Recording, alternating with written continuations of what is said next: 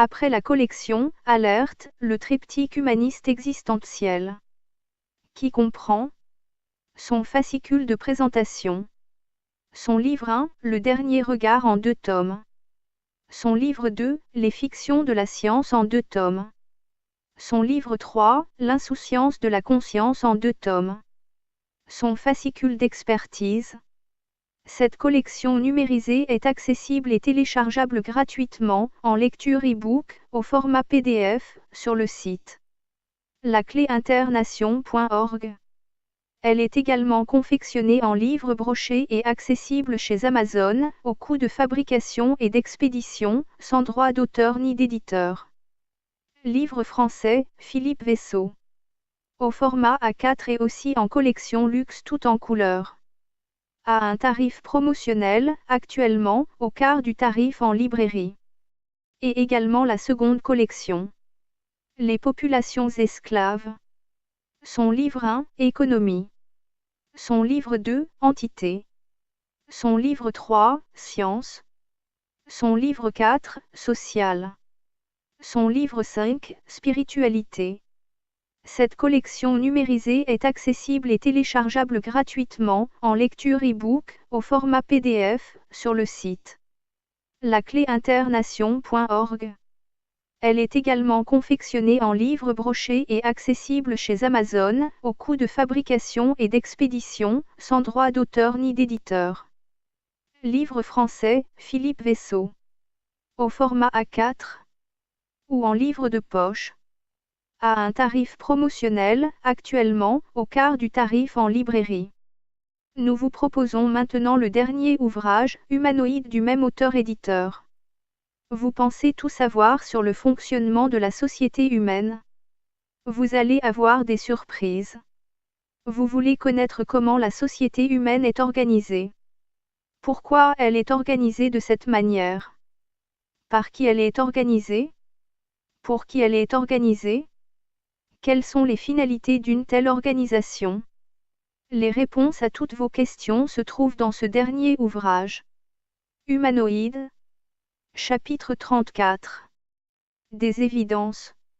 Des planètes multiples habitables. Il apparaît possible de pouvoir vivre sur n'importe quelle planète, dès l'instant où des conditions de vie y sont adaptées. Certains scientifiques américains admettent détenir toute la technologie nécessaire pour pouvoir créer des bases de vie sur la Lune et sur Mars. Il apparaîtrait alors évident que des entités extérieures, possédant des niveaux technologiques beaucoup plus avancés, puissent s'installer partout, même sur des planètes comme Vénus. Des informations totalement erronées nous sont continuellement communiquées, pour continuer à nous faire croire que des températures excessives et des analyses des atmosphères des autres planètes de notre système solaire ne leur permettent pas d'être habitables. À titre d'exemple, des sondes en orbite autour de la Terre révéleraient que l'atmosphère terrestre est mortelle à cause d'une insuffisance d'oxygène, que des températures de 1000 degrés auraient été enregistrées dans l'ionosphère. Il devient alors difficile de crédibiliser les informations fournies par les sondes orbitant autour d'autres planètes. Des programmes d'études sur les ovnis, réalisés au Canada par des scientifiques auraient permis d'établir des contacts avec des Vénusiens. Un site expérimental d'atterrissage d'ovnis aurait été installé, avec pour succès de l'atterrissage d'un appareil cylindrique de 210 mètres de diamètre et de 90 mètres de hauteur.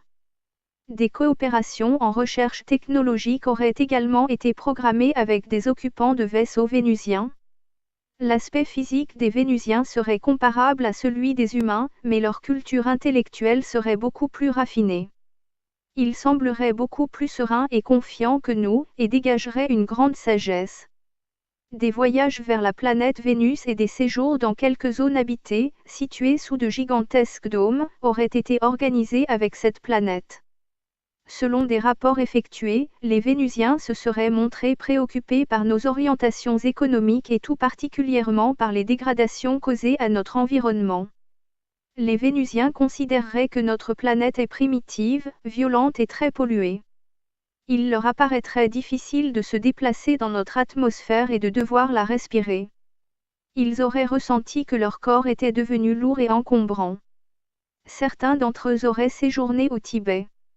Des études du comportement humain auraient été réalisées par une jeune Vénusienne, installée en toute discrétion dans le Tennessee, après un accord diplomatique et une préparation adaptée de 8 années.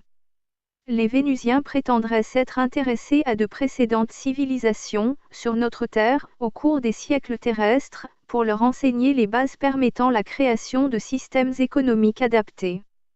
Ils utiliseraient des systèmes de propulsion électromagnétique par antigravité. En 1952, un astronome amateur, George Dembski, que la presse de l'époque accusait de charlatanisme, aurait démontré, photos à l'appui, s'être rendu sur la Lune, sur Mars et sur Vénus avec un ovni vénusien. Tous les documents produits auraient depuis été considérés comme authentiques.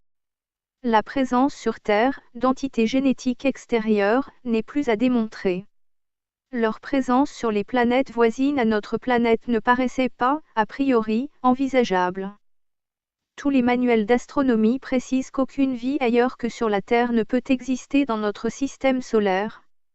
Cette indication est relayée par tous les modèles religieux, ce qui leur permet de garantir tous leurs dogmes. La création de l'espèce humaine représentant le summum de la création par leur Dieu. Un projet de divulgation publique, concernant les extraterrestres, permettant d'apporter des preuves irréfutables et d'émettre des recommandations en matière d'exopolitique extraterrestre, a été conduit par le Canada depuis plus de 10 ans. Celui-ci propose une décennie de contacts, pour une éducation publique formelle, suivie d'une diplomatie de notre société terrestre avec des cultures extraterrestres visitant actuellement notre planète. Le temps serait venu de révéler publiquement que des civilisations extraterrestres avancées visitent la Terre. Les implications, concernant la divulgation publique, y seront considérables. Cette divulgation aurait entre autres objets tels que l'environnement, la pauvreté, la sécurité et la paix sur notre Terre, de mettre en œuvre une relation pacifique avec d'autres civilisations venues d'ailleurs. Cependant, la militarisation de l'espace, par les USA, représenterait un problème majeur, pour l'établissement de ce projet. Une ingérence totale, concernant des complexes militaro-industriels américains détenant des mécanismes de financement occultes et représentant un gouvernement secret, déciderait arbitrairement de l'intérêt national des États-Unis et aussi mondial, par voie de conséquence. Des attaques armées contre des véhicules extraterrestres auraient été volontairement perpétrées par les USA et d'autres pays qui leur sont affiliés. Le projet « Guerre des étoiles » a été délibérément mis en place pour empêcher toute incursion d'OVNI dans l'espace atmosphérique, quitte à les détruire. Tous les responsables politiques, de tous les pays, en dehors de la Russie, ont systématiquement été tenus à l'écart et délibérément empêchés d'avoir accès à tout type d'informations concernant le sujet des extraterrestres. Seulement en Russie, une valise, accompagnant celle des instructions sur l'usage de la force de frappe nucléaire, est remise au nouveau président en lui donnant des informations particulières sur le sujet des extraterrestres. Cette situation représente un très grave danger pour les pays démocratiques, s'il en existe encore. Un obscurantisme total est actuellement utilisé à l'encontre des populations de notre planète. Il s'avère pourtant, pour les personnes qui sont parfaitement renseignées, qu'aucune menace hostile n'a été relevée de la part de nos visiteurs, à l'encontre des terriens. La seule préoccupation ne concernerait que le pouvoir mondial, aussi appelé Nouvel Ordre mondial, préoccupé par le maintien de ses prérogatives, à l'égard des peuples qu'il tient à préserver en état de servitude et de soumission. Sa gestion des relations militaro-humano-extraterrestres a été un véritable fiasco et a failli provoquer une catastrophe planétaire. Cette politique de la pensée unique militaire aurait conduit à des actions de destruction d'éléments extraterrestres. De hauts responsables scientifiques préviennent de l'effondrement des écosystèmes de la Terre dans les 50 années à venir, et l'avenir de la société humaine en dépend. L'impact, concernant la révélation des entités biologiques extraterrestres, permettrait d'éviter le contexte catastrophique envisagé. Cependant, la cupidité actuelle du système économique globalisé emmènerait toute l'humanité vers un chaos global. Les hauts responsables du pouvoir mondial n'y voient aucune préoccupation, envisageant même de pouvoir aller se réfugier sur une autre planète. Les programmes spatiaux n'auraient été que des alibis permettant de cacher la vérité sur les ovnis et sur les programmes de rétro-ingénierie. Il s'agirait de la plus grande escroquerie organisée, à partir des subventions payées par les contribuables des pays concernés. Cette seule éventualité de révélation suffit au pouvoir mondial de maintenir son veto sur la vérité des échanges passés en secret. C'est pourtant de l'avenir de l'humanité dont il s'agit. Des technologies de remplacement des énergies fossiles existent. Leur mise en service exigera entre 10 et 20 ans. Au-delà de cette date, le chaos économique planétaire s'installera à cause du délabrement environnemental exponentiel irréversible, créant un effondrement des structures sociales. De nouvelles infrastructures énergétiques peuvent être rapidement utilisées. Quelles sont ces technologies salvatrices ? Un accès à l'énergie de champ zéro, des applications électromagnétiques, élaborées par Nikola Tesla. Une utilisation de la propulsion, magnétogravitique et électrogravitique, pour les déplacements. Une production d'énergie par confinement de température à effet nucléaire, c'est une fusion par confinement magnétique inépuisable et non polluante. Une utilisation de l'électrochimie à très haut rendement à émission de zéro polluant. Une utilisation exclusivement pacifique de ces énergies doit impérativement être assurée. De hauts responsables de la société humaine parviendront-ils à réaliser ces changements impératifs, en dehors de la censure dominée par les oligarques irresponsables qui dirigent actuellement l'humanité? Tous les projets et les réalisations restés encore ultra secrets, s'ils pouvaient être envisagés à des fins pacifiques, entraîneraient l'humanité vers un nouveau modèle de civilisation. C'est son avenir qui en dépend. Des enlèvements d'humains. Des implants chez les abductés. Le terme anglais, abduction, est traduit en français par enlèvement. Plusieurs centaines de milliers de personnes, à travers la planète, correspondraient à cette définition d'abductés, des victimes d'enlèvement. Elles témoigneraient avoir été enlevées par des extraterrestres et la majorité d'entre elles auraient été implantées. À la suite d'examens radiologiques ou par scanner, il a été découvert un implant chez de nombreuses personnes se plaignant de gênes ou de douleurs particulières. Des chercheurs se sont intéressés aux particularités de ces minuscules objets trouvés sur différentes parties du corps des sujets examinés, souvent situés dans les sinus, la nuque, l'abdomen, les bras, les jambes ou les pieds, mais toujours situés sur leur côté gauche, sans qu'aucun point d'entrée n'ait pu être décelé permettant de les identifier sans un examen spécifique approfondi. Ces implants se présentent sous des formes et des structures diverses. Ils ne présenteraient aucune forme de rejet ni de réaction inflammatoire. Les tissus adjacents apparaissent étroitement liés à ces corps étrangers ou à la membrane biologique qui les compose. Ils revêtent des formes géométriques particulières très variées.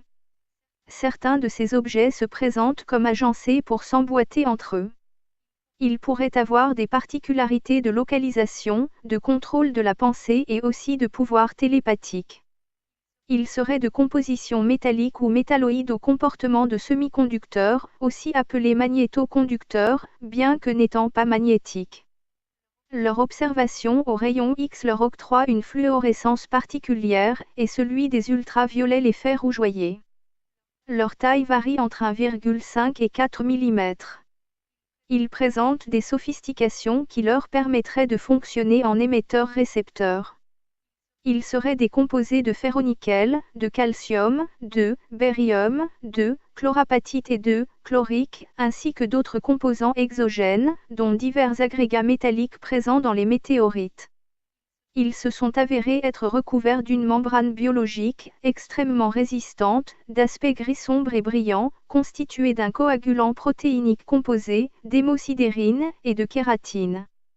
Des examens très sophistiqués avec des microscopes de champs atomiques ont permis de révéler que, bien qu'ils soient d'une composition élémentaire ferreuse à l'état amorphe, ils apparaissaient hautement magnétiques. Il s'avère qu'aucun procédé actuel ne permet d'atteindre un tel résultat dans les laboratoires de nos chercheurs. Des espèces ethniques extérieures à notre planète seraient-elles en charge de surveiller l'avenir de l'espèce humaine ? La continuité de l'évolution de notre civilisation représenterait-elle un intérêt cosmologique ? Il est assez facile de comprendre qu'actuellement notre société ne serait pas en mesure de supporter psychologiquement la prise en main, directe et connue de notre avenir. Aussi pouvons-nous supposer une manœuvre indirecte et discrète de notre devenir, par une ingérence pondérée. Il s'agirait donc d'une programmation temporaire et volontaire pour nous faire franchir les obstacles irréversibles de notre civilisation vers un avenir plus prometteur que celui de l'extinction envisagée et actuellement évaluée de notre espèce. Ce phénomène des abductés pourrait correspondre à une hybridation volontaire, pour une mise en condition, qui permettrait à l'espèce humaine d'être en mesure d'accepter une nouvelle organisation rectificative de l'évolution humaine vers une orientation plus moralisée et plus conforme à des préceptes prédéfinis des évolutions des espèces à l'échelon cosmique. Il pourrait s'agir d'une logique de programmation pour un éventuel débarquement de masse d'ethnies favorables à notre progression, sans qu'il y ait un risque d'involution, soit d'extinction, de la civilisation humaine. Cela correspondrait à chercher à faire évoluer différemment l'espèce humaine, par sa propulsion vers un niveau de conscience supérieur, tout en cherchant à respecter son libre arbitre. À quoi pouvons-nous relier les apparitions des agroglyphes, correspondant à des dessins effectués généralement dans des champs de céréales, dans la plupart des pays, mais peut-être d'une façon plus insistante en Grande-Bretagne. Ils seraient tracés par une entité de voyageurs venus d'une autre planète. Leur fonction, de ces dessins, serait de chercher à exercer une prise de conscience progressive de la réalité extraterrestre, pour une interrogation légitime concernant la provenance de ces dessins. Leurs réalités sont efficientes malgré les dénigrements systématiques des autorités, reliées par les moyens d'information, afin de supprimer toute tentative de recherche scientifique ou autre, à ce sujet. Toutes ces manifestations, incontrôlables par les autorités et les militaires, représenteraient une intensification des signes, pour une prise de conscience des populations.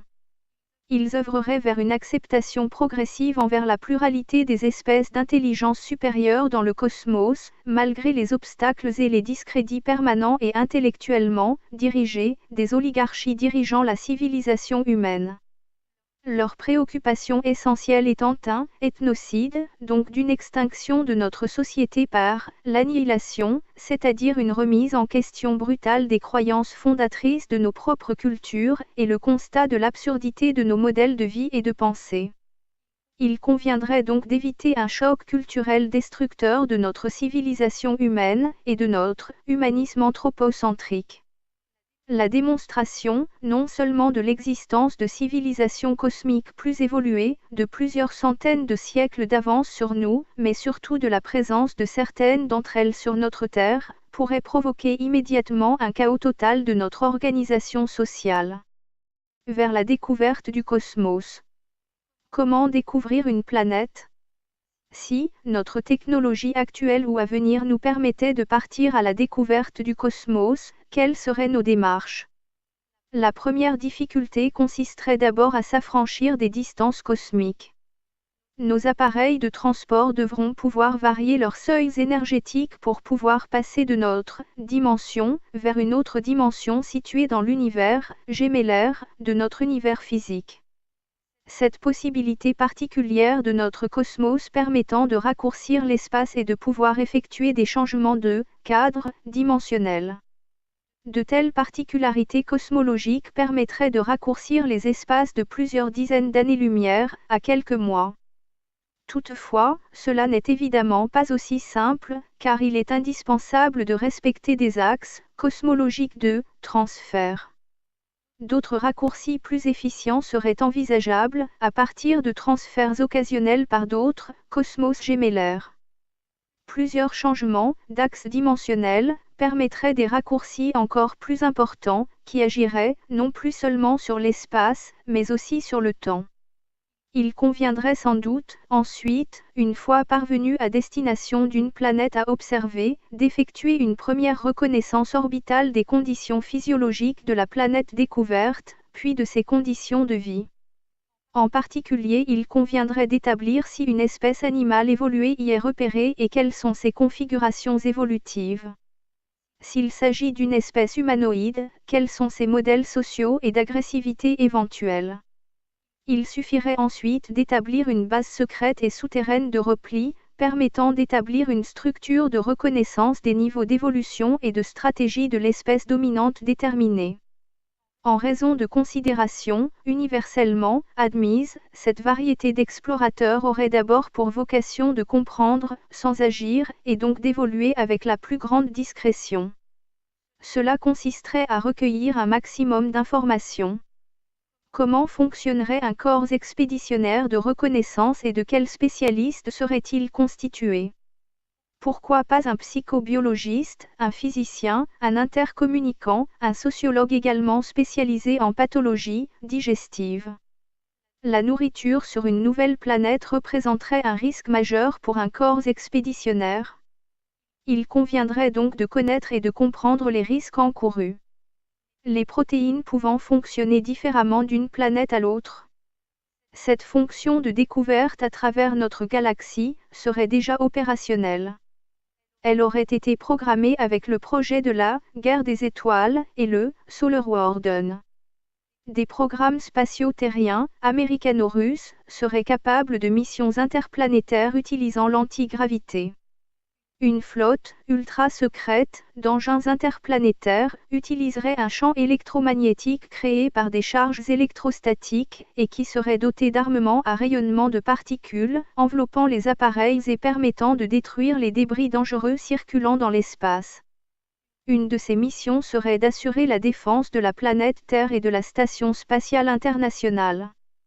Une autre aurait en charge les activités spatiales, officielles, la gestion des satellites en orbite, celle des missiles nucléaires et du renseignement.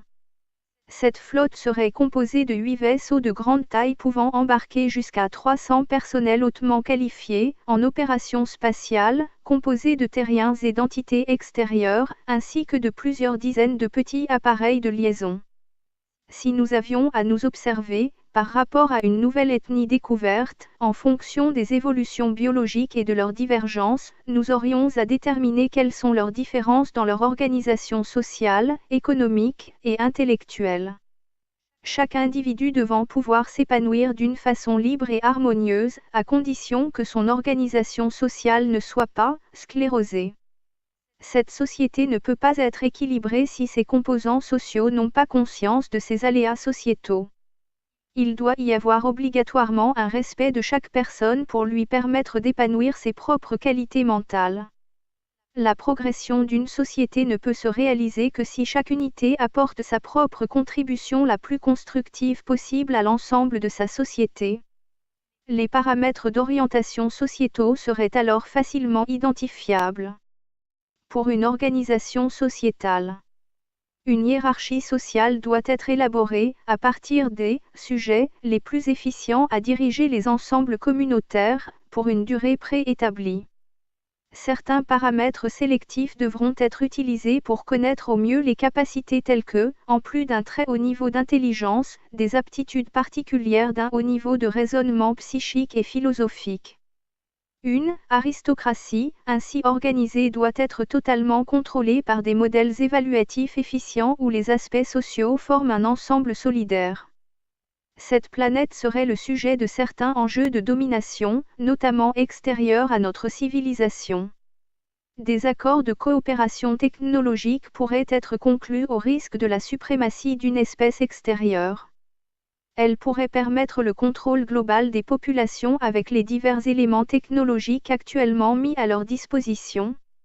Cette espèce invasive serait cependant sous le contrôle d'autres entités ayant en charge de surveiller leurs actions de tentative de domination de notre planète.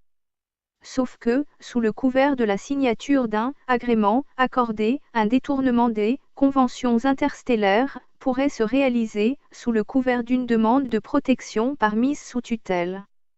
Il est important d'observer que cet agrément aura obligatoirement été délivré sans le consentement des populations de notre planète.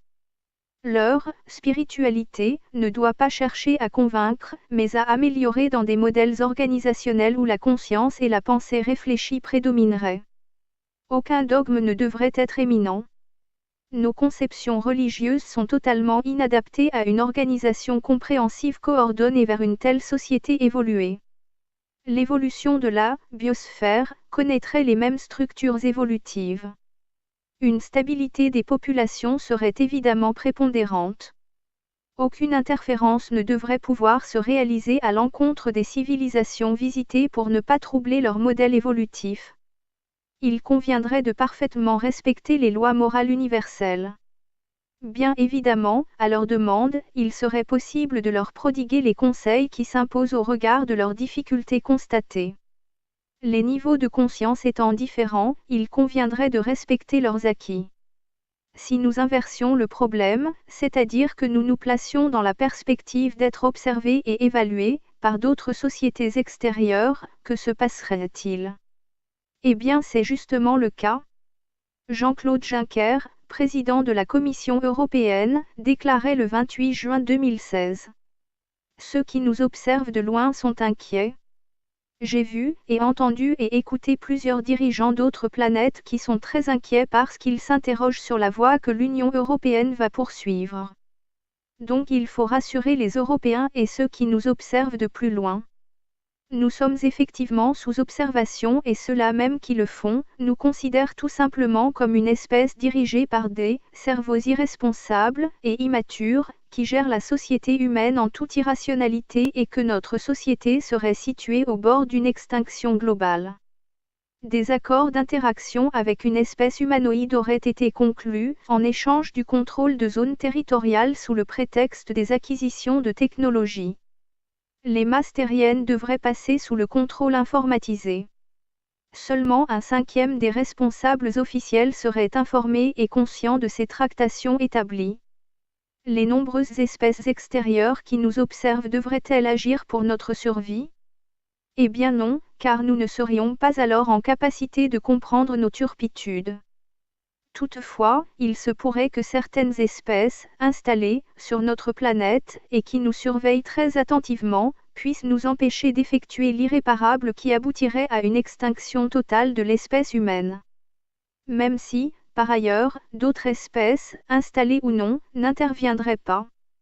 Elles n'auraient que trop peu de considération pour ce que nous représentons, par rapport aux diverses ethnies du cosmos.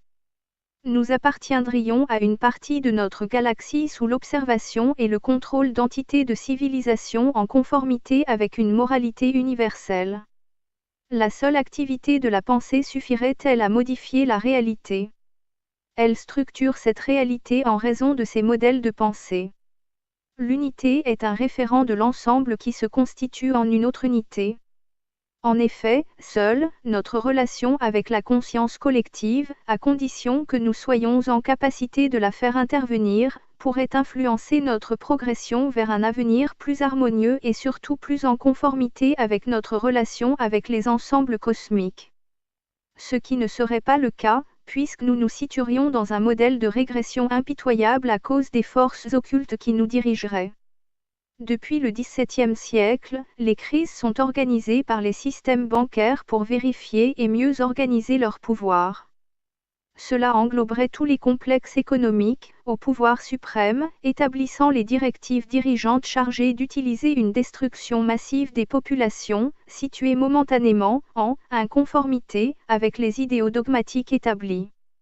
En aparté, il conviendrait de citer une intervention qui préciserait tous les modèles décisionnels et qui seraient particulièrement corrompus. Leur déprédation morale aurait eu pour conséquence de ruiner volontairement tous les États-nations. Leur cupidité n'aurait d'équivalent que leur stupidité. Les systèmes gouvernementaux appelés démocratiques ne sont que des modèles de dictature fonctionnant sous le modèle de suggestion des masses de population trompées et bernées à leur insu. La politique monétariste permettrait tous les abus de pouvoir. Avant de pouvoir concevoir nos voyages cosmiques, il conviendrait d'abord d'en comprendre sa structure. Y aurait-il des possibilités de courber l'espace-temps afin de pouvoir franchir des limites de distance? Les valeurs établies par la vitesse de la lumière n'auraient plus les conséquences que nous admettons dans les déplacements cosmiques. L'espace posséderait plusieurs dimensions.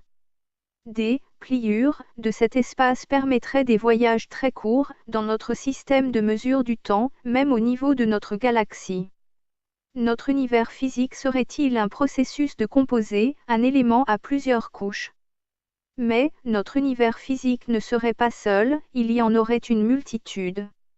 Dans un décompte du temps, à une échelle de compréhension mieux accessible, si une seconde équivalait à un siècle, la durée de vie de l'espèce humaine pourrait n'avoir qu'une durée de vie de 6 minutes sur notre planète, qui serait là depuis 18 mois. L'univers n'aurait alors que 5 années d'existence, à cette échelle de durée. Une minute de décalage entre des planètes équivaudrait, en réalité, à 60 siècles de décalage entre d'éventuelles ethnies. Certaines ayant pu évoluer pendant ce laps de temps, pendant que d'autres commenceraient leur évolution et que d'autres encore auraient cessé d'exister. Les distances, elles-mêmes, peuvent se rapprocher dans un autre modèle évaluatif. Si une galaxie était rapportée à la surface de la France, la plus proche des autres galaxies serait alors située à 150 mètres de distance, pendant que le système planétaire le plus proche serait lui, situé à 40 mètres de nous. La singularité, orgueilleuse et prétentieuse de l'espèce humaine s'en trouverait ainsi bien amoindrie, surtout dans la nécessaire compréhension de ces exégèses scientifiques.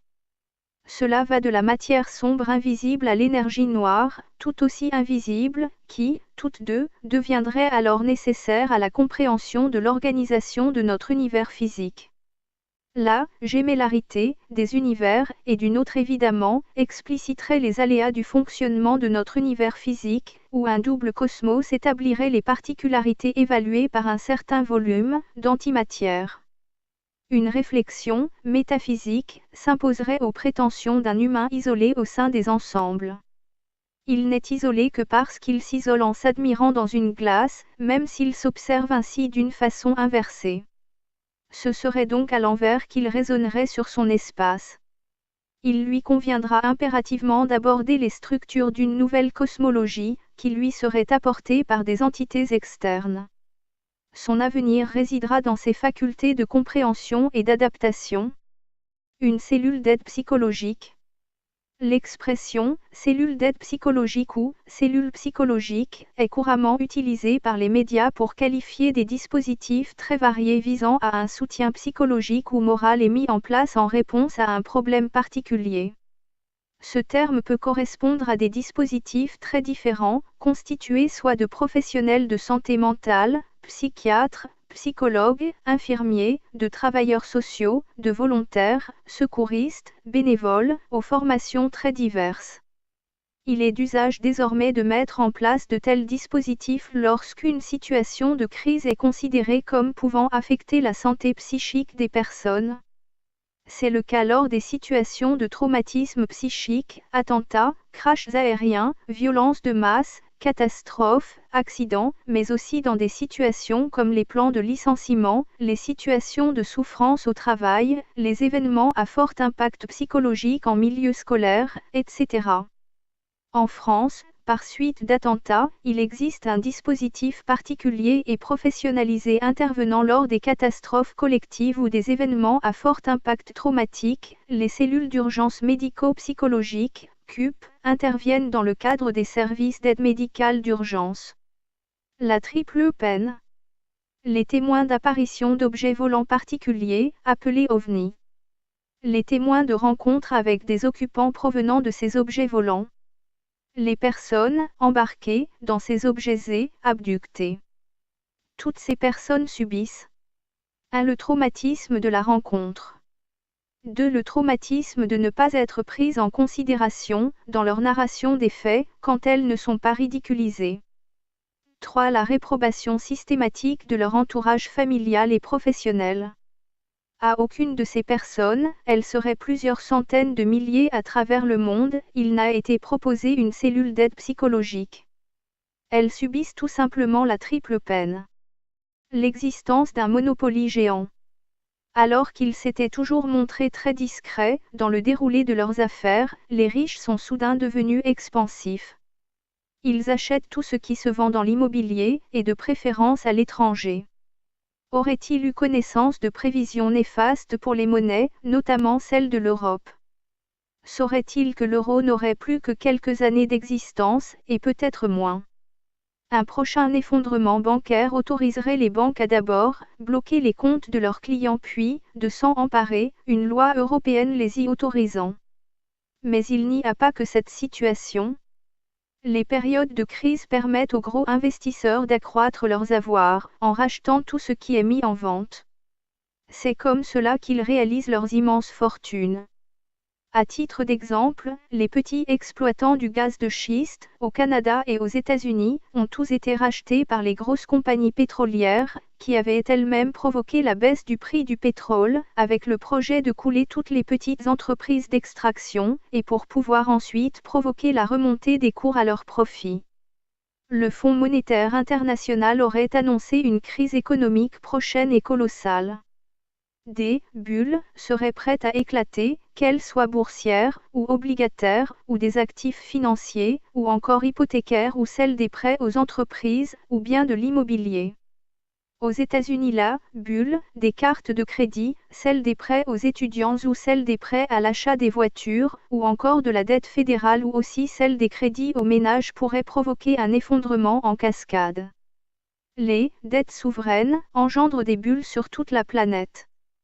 Chaque bulle qui éclate provoque un crash, suivi d'une crise systémique et d'une récession économique, avec un autre chômage de masse, des impôts supplémentaires, etc. 2008 avait montré quelles étaient les conséquences d'une petite crise, celle des subprimes, créées par la mise en faillite d'une banque américaine et de la faillite en cascade des acquéreurs américains de leurs maisons. Actuellement, chaque banque européenne moyenne détient 50 milliards de fonds propres, c'est son capital, 1500 milliards d'actifs, c'est ce qu'elle gère, et 30 000 milliards de hors bilan, qui comprendrait 3 000 milliards de risques, et cela pour chacune des 20 principales banques européennes. La Deutsche Bank allemande représenterait, à elle seule, le plus gros danger systémique, selon le FMI. À titre d'exemple, la banque Lehman Brothers, en 2008, a été mise en faillite à cause de 146 milliards de dollars de produits dérivés, pourris, les subprimes. La Deutsche Bank allemande posséderait actuellement 39 000 milliards de dollars de ces produits dérivés pourris, selon un rapport financier de 2017. Or, le budget annuel de l'Allemagne représente 320 milliards d'euros. En France, la Banque nationale de Paris posséderait 30 milliards d'euros de produits dits à risque. La Société Générale en aurait 16 922 milliards d'euros. Le Crédit Agricole en compterait 14 325 milliards, pour un total, avec d'autres établissements bancaires, de 60 000 milliards d'euros. Cela signifie que les 3/4 des banques françaises sont en faillite virtuelle. L'Italie aurait des créances moins importantes, mais elles seraient complètement pourries. 3 banques italiennes ont été déclarées en faillite en 2017 pour un montant total de 23 milliards d'euros. La théorie des positivistes explique que la France possède un fonds de garantie de 3 milliards d'euros. En fait, aucun pays ne sera en capacité de rembourser, ce qui est désormais une chaîne pyramidale de Ponzi officiellement organisée, non pas par des escrocs comme Madoff et consorts, mais par les banksters privés officiels. Les États ne seront jamais en capacité de rembourser leurs dettes publiques. Encore un exemple, la chaîne de Ponzi de Madoff représentait 18 milliards de dollars, pendant que le gouvernement américain en représenterait 22 000 milliards. Selon ces notions mathématiques, tout devrait prochainement s'effondrer. Aussi, un plan secret serait à l'étude, par l'organisation secrète de la caste dirigeante du système économique, pour la remise à zéro, à une échelle planétaire, du système monétaire et financier. Il consisterait à annuler les dettes des États souverains, dont la dette globale s'élèverait à 237 000 milliards de dollars. Cette dette serait devenue tellement colossale qu'elle n'aurait plus aucun sens logique de perdurer. Actuellement, ce ne sont que les intérêts de la dette qui sont remboursés, pas la dette elle-même. Mais, il convient de comprendre que ce sont les banques privées qui approvisionnent les États endettés. Et, lorsque les États auront décidé d'annuler leurs dettes d'un commun accord, les banques privées se retrouveront toutes en faillite. Leur recours sera donc de se servir sur les comptes de leurs clients, ainsi que cela a été prévu par l'Organisation de la Communauté européenne, à l'inverse de la précédente crise où les États européens avaient remboursé toutes les banques, devenues en situation financière critique par l'éclatement de la bulle des subprimes.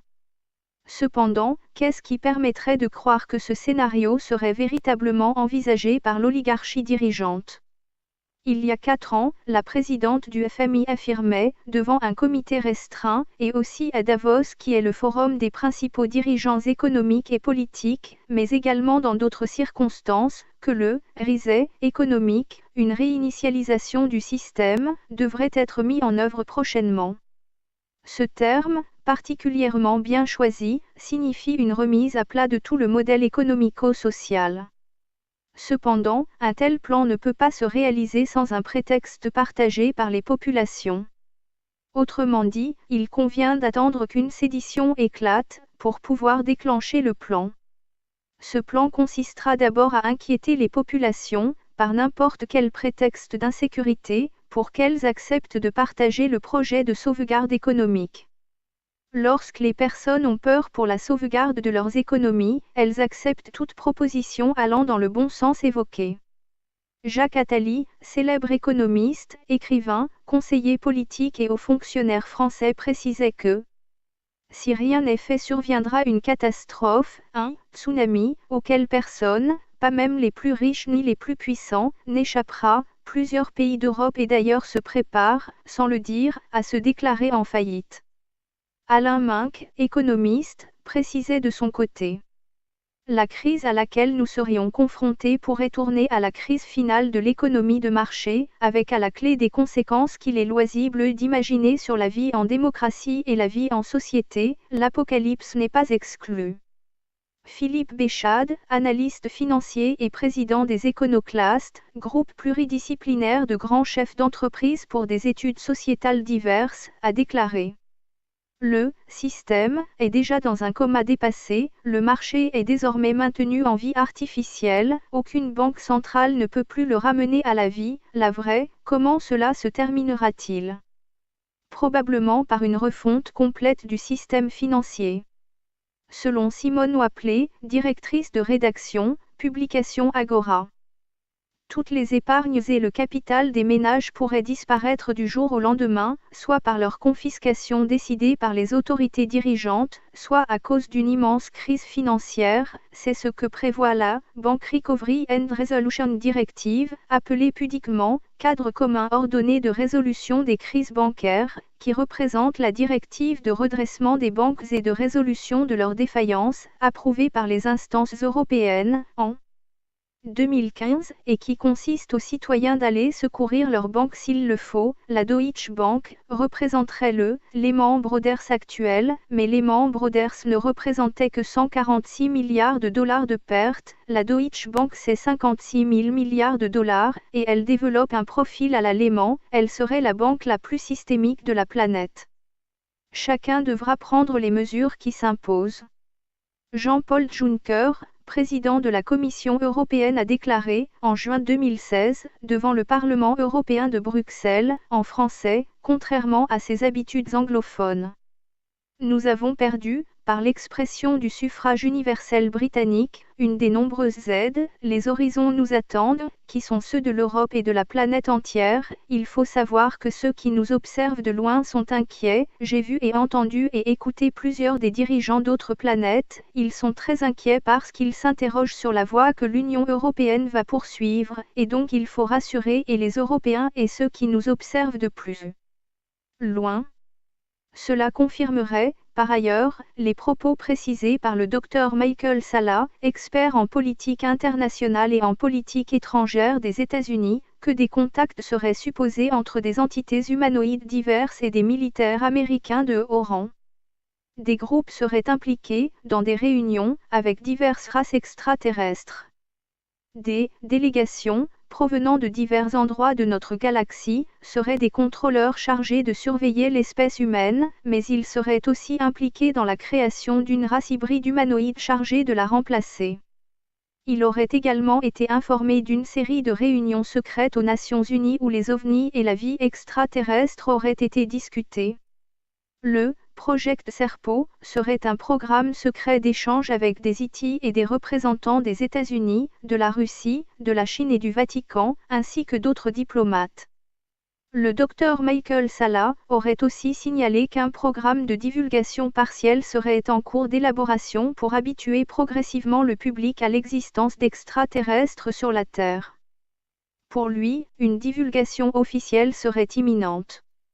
Or, faisant suite à des rapports, précédemment envoyés par une entité génétique externe à la Terre, des questions d'un groupe de personnes anonymes en contact privilégié, auraient fait l'objet d'une réponse surprenante faisant référence à un prochain collapse économique, consécutif à un effondrement bancaire à l'échelon mondial, et qui provoquerait des guerres civiles concomitantes partout où les crashs bancaires se seront produits. Cet avertissement particulier ferait référence à une échelle de probabilité inversement proportionnelle de celle des météorologues. En effet, la probabilité des prochains 6 mois ne serait que de 8%, mais elle se situerait à 90% pour 2022. Cela confirmerait ce que les économistes auraient déjà prédit. Toutefois, cette même entité externe préciserait être en capacité de pouvoir réduire l'impact d'un tel risque. Elle affirmerait même être en possibilité de prendre le contrôle de la planète, à partir d'équipes secrètes d'intervention réparties sur diverses zones, dans le cas d'un risque, très sérieusement envisagé, d'une disparition de l'espèce humaine. Il ne s'agit pourtant que d'une prévision avec tous les risques d'erreur qu'elle comporte. Cependant, tout comme les alertes orange de la météo, il convient de rester circonspect concernant de telles prévisions, demeurant toujours hasardeuses, malgré la vigilance.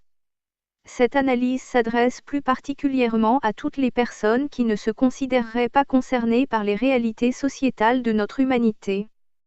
Toutes les collections. Alerte, le triptyque humaniste existentiel. Et les populations esclaves sont téléchargeables gratuitement, au format PDF, en lecture e-book sur le site internet lacléinternation.org.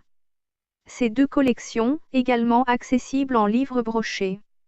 Au format A4, en collection luxe, tout en couleur, et en livre de poche, sont en vente chez Amazon, livre français, Philippe Vaisseau.